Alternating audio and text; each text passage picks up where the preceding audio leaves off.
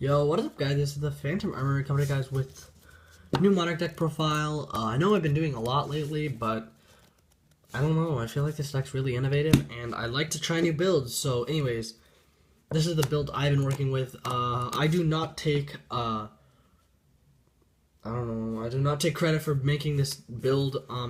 It's actually my friend Patrick's idea, and it's insane. So you should probably play it. Yeah, so let's move the camera back a little bit. Let's get right into the profile. So, double idea. This is whatever. 2 is fine, because you play 1-for-1 and Rhoda. So, essentially, you have 4 copies. Triple Eidos. This card's really good, because we play a lure, too. So, when you draw this dead, you can just banish it, and then not even have to worry about it. So, that's why. And then, also, like, 3 is better, because you can resolve idea. Like, as soon as you get to the first idea, every single other one sucks. But if you have, like, 2 Eidos, 3 idea, you're gonna draw. You're gonna have 2 dead cards in your deck, and then probably a dead 1-for-1. And then you're just gonna have just this card's really good because it keeps making your ideas better, but ideas just sucks at 1, like at 3. It's not worth it. We played 1 Majesties, 1 Vanities, and then 1 Egg Marl. So I'll explain each and every one of these. So Vanities, it's the best one. Majesty, sorry, it's the best one. Vanities is just for Allure, because I want an extra Allure target. And then Egg Marls, because we play both Trade-in and Allure, 2 copies of each. So you can banish 1 to re-add Allure, which is pretty insane, so that's why he's pretty good. Yeah, so moving on to the bigger Monarchs. This guy. Triple Erebus. Erebus is like exceptionally better now because we have like essentially he's targets for like everything, and then we also side Eradicator, so he's targets for that too, which you can use summon him off Aether, then Eradicator the Erebus. 1 Thestalos, 1 Kurez. These cards are both super insane. I don't know why you wouldn't play either one of these. Well, Thestalos, he doesn't have any flow with the deck besides being a level 8, and then Kurez can just, you know, allow you to draw cards, as well as pop your opponent's monsters, or scales. That's the other Monarchs. Triple Pantheism for the, moving on to the spells, Triple Pantheism, Triple Tenacity, 3 Domain. This card's really good still. I'd still play it at 3, just because it's like an engine card, and it's good against tons of decks, and you can also like lower levels, and your opponent's also forced to remove this card, so there's tons of good qualities of why you should be playing this at 3. Triple Stormforth, this card's I like it, but a lot of the time it just clogs dead, or it ends up dead, but so much draw power in this deck, like, you will definitely get this out of your hand. 1 Return. I wanted to play more copies, but I could only fit in 1. I'm playing 1. I wanted more copies, but, or I wanted to play more copies, but I only had room for 1, and, like, that's what happened. I wish I could play, like, 2 or something, or maybe even 3, but, like, at this point, there's so little room in this build that I can only really play 1. Because Return's pretty nuts, too, where you can, like, add the Dark Monster, then banish it, which is pretty cool. Moving on, we play Double Trade-in, Double Allure. 2 of each is still really good. Well, it's now good because like with 2 Allure, this deck is really like it's taken another whole level. Like we lost Chicken Game, but I think Allure is almost better, just because like it cycles you so many cards. It's really insane how many cards this one like card can cycle you. And also it gets rid of the dead cards in your deck, which is Eidos and Vanity's Fiend at times, and then Egg Marl at other times. Either way, like, it's just more draw power. And then, of course, the trade-ins I was also always playing, but now with Egg Marl, you can make him even better. So, yeah. Of course, Egg Marl kind of sucks in late game, but if you draw it in early game with any of these, you're, like, really sad. If you have trade-in Erebus and a way to summon Egg Marl, you win, because that's so much draw power, and you're always going to have it live. Twin Twister, it's like, whatever. I don't want to play more than 1, because it kind of sucks outside of 1 in this deck. I wouldn't play 2 just because it clogs.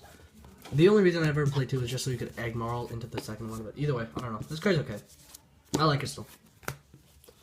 Moving on to the 1-ups. 1 Reasoning, 1 Foolish, 1 1-for-1, 1 Rhoda. So I'll explain every one of these. Reasoning, of course, being reasoning. I'm just playing like everything else, like these three, they're all kind of self-explanatory. But I still wanted to play the reasoning because this build didn't actually play like that many bad targets, and I only played like 7/8s, which is like really good because then like your probability of hitting an 8 is much lower than it would have been before if we put in Mega Kais or anything. But also, if you have like a dead hand and you hit an Urbis, you can bounce back the Urbis, or where is it? Bounce back the, like if you hit an Urbis, you can bounce back the Urbis and then allure it to draw more cards, which is pretty cool. I don't know. This card's like more sacky than anything. Like if you draw it and you mill really well, you kind of win. If you don't, you kind of lose. But I think just one copy is definitely worth it. And triple prime. I'm not playing Escalation. I really do love that card, Escalation, but I just can't find myself to play it anymore. It's just so mediocre, and it's another card that just requires you to have a setup for it to be good, which is just like Return. And I'd just rather play more cards that accelerate me through the deck rather than essentially do nothing. It's already 41 cards, so like I'd rather just not play 42 and put in the Escalation. I'd just rather play these, like, and this card, prime's pretty good. Moving on to the side deck, let me just get this in order. The extra Majesty's Fiend, it's just if you need it, and sometimes you just side out the Vanity's Fiend just for the hell of it, and you side out Vanity's Fiend, Egg Marl, and one Allure, and then you just keep the one Allure in, and then you play your regular version. Kaists, just in case you need it, plus it's really good with Allure. You normally side out Reasoning if you put this guy in. Zaborg for any deck with a huge extra deck. Pretty good for that reason. The Dark Smog, because you can special summon it off Aether, and it's absolutely huge. LADDs, because they're really good against Draco Pals. That deck kind of died, but it's still viable. Like, Dark Draco Pals is still pretty good. And then, what else? Like, this card's, like, pretty subpar against Cosmo, but for the most part, it's pretty good against, what's it called? Draco Pals. Which is, like, still a deck you still will have to worry about that deck, sadly. 2 Effect Veiler. It's just in there, like, you side out Reasoning whenever you side these guys in, but they're just good if you go second, and I didn't want to main them, mainly because I was maining Reasoning, and I didn't want to cut Reasoning for these, because I don't like hand traps in the main deck. I just like optimal cards rather than hand traps, because you always want to go first, which means around, like, 50% of the time you're going to be going first. I've known players who wanted to go second with Monarchs, but most of the time it's just you want to go first and try to kill your opponent with tons of cards. Landrobe, this card's like whatever. I don't know if I want to keep this in, because it just outs Fogging, and nobody at my local plays Fogging because of this card already. But, I don't know, it also outs Nat Beast and stuff, so I guess, I don't know, but it's just such a situational card that it doesn't really ever come up. And then MST, Twin Twister, and March, just for, like, extra back row protection. Yeah. And then Escalation, because it's good. And then Eradicator. This is a card I kind of wanted to talk about. So, my friend represented this card to me, or presented this card to me, and I thought, wow, this card's pretty good if you open Erebus. But then I noticed you can actually Aether out Erebus, like this, on your opponent's turn, and then Eradicator the Erebus to hit all their cards, which is insane, because you can do this before they even make a play, which is, like, kind of dumb, because, when you ask for responses, you don't actually have to wait for them to do something, because with Aether you contribute immediately on their turn, because it's not, what is it called, can't be a passive effect, like, it's used once. It's not like Omega, where you have to wait for them to enter or do something before they enter their main phase, but realistically with this card, you don't even have to wait, which is pretty insane. So, yeah. And then, like, you can do all this, and then against the mirror match, just, like, Eradicator, like, hitting all of their spells is insane, because if somebody did that to me, like, I have roughly, I don't know, 20 plus spells, I think. 3,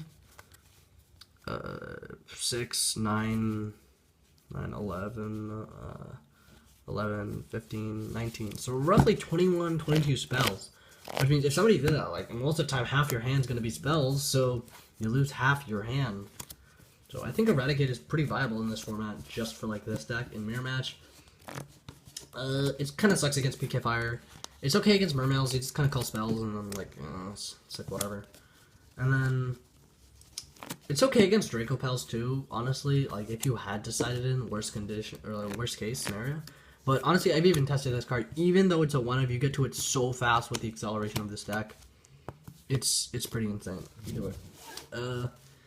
So, either way, thank you all for watching. And yeah, I don't know. Please like, comment, and subscribe if you enjoyed these videos. And yeah, this Phantom Armor signing out. Goodbye!